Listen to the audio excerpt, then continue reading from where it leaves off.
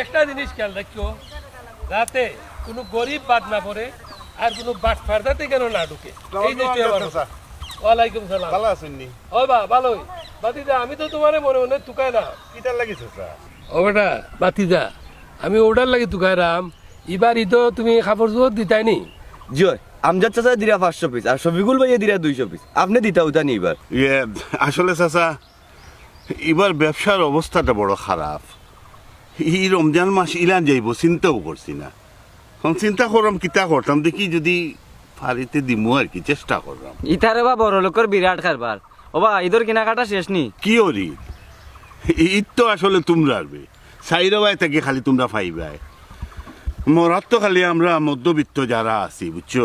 এটা ঠিক কইছো বেটা, কিন্তু হঠাই ভাই বিদেশ থাকতে তুমি নিজের হাতে কত কাপড় বাচ্চা দিলাই। চাচা সব দিন তো আর সমান যায় না। আল্লাহ ও খেউরে ধনী বানায়, ও খেউরে গরিব বানায়। আপনার আব্বাই তো চার নাম লেখাইছেন বা ইসিন খান নাম লেখাইছো। আব্বা সাইর নাম লেখাইছন? আমজাদ চাচা আপনি জানেন নি আব্বাই খাল লাগি চার নাম লেখাইছন? মনে হয় রে তুমি আর তোমার বউর নাম আর ফুরি আর ফুরির জামাইর নাম হইব।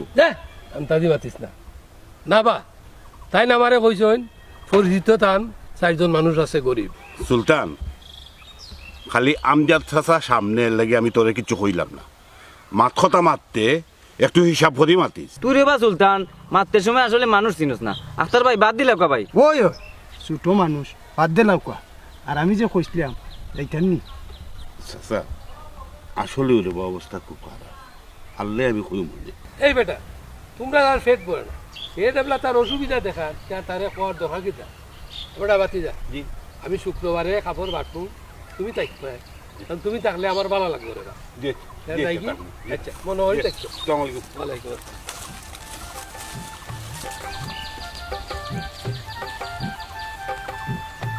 আব্বা সাইর নাম কিতার লাগি দিলা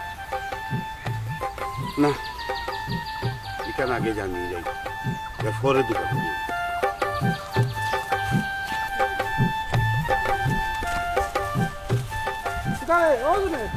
দোকানের ডিউটি তো এখনো লেখা যায় উড়ি বাকা। আর মাস কেউ না রে বাবাই, 6 মাস ধরে দোকানও বেতন পাইলাম না। সামনে আইছে ঈদ, ওখান বলে বাড়িয়ে বাড়িয়ে আটিয়াম, ও যে বাকি টাকা তুলতাম, এরপরে বেতন পাইব।